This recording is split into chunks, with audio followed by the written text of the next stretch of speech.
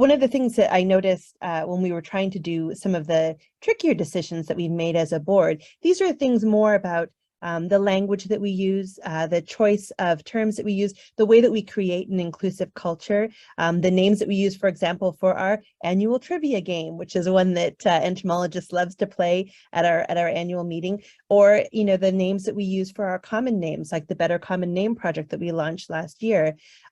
These are decisions to kind of tackle the language that we use and to make clear to our members that we do not use, or we do not intend to use pejorative slurs or slander particular groups of people or geographic areas.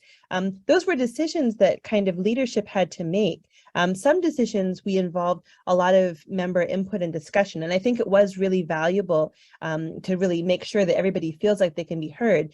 And there is some element, I suppose, of peer pressure in a way when people realize that their voice of dissent, perhaps, was a minority voice, and maybe there were other people in their social circle, in their departments, who really felt strongly that removing pejorative names was going to benefit society. That kind of brought a lot of people along, I think, faster than they would otherwise have gone on their journey, on their DEI journey.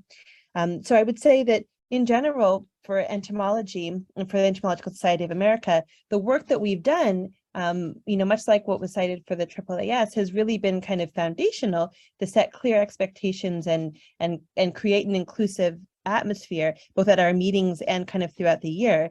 And we're starting to see returns. So we're starting to see that the numbers of members of racialized minorities, racialized minoritized groups are increasing. And we actually have numbers that are close to what you would expect based on human demographics for members in our society that identify as being in the LGBTQAI+ community. Why is that? That's actually very high compared to some other societies. And I think it's because of this steady, persistent work. So to go back to my first insight is none of these tasks can be done. I think Jamie used the phrase kind of one and done. They can't be one and done. They require constant, steady work to maintain kind of the high standards that you would expect for all of the members, kind of reminding them of what our shared values are and being willing to adjust those as times change. Certainly, we were able to kind of move the needle slightly faster in one direction or the other after pivotal kind of societal situations like the COVID pandemic and the murder of George Floyd. That allowed us to kind of make some decisions in a faster way than we may otherwise have been able to, because society was actively talking about it, and it allowed members a chance to really actively talk about it. The works that we've done has allowed us to be recognized. We won an award as our society for the Better Common Names project, which I think we're all very, very proud of.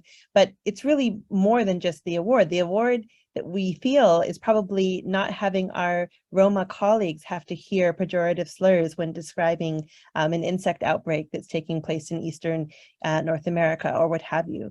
So the work that we're doing, we see positive benefits. That's kind of a positive feedback that does help bring along members that might otherwise be reluctant to get on the train.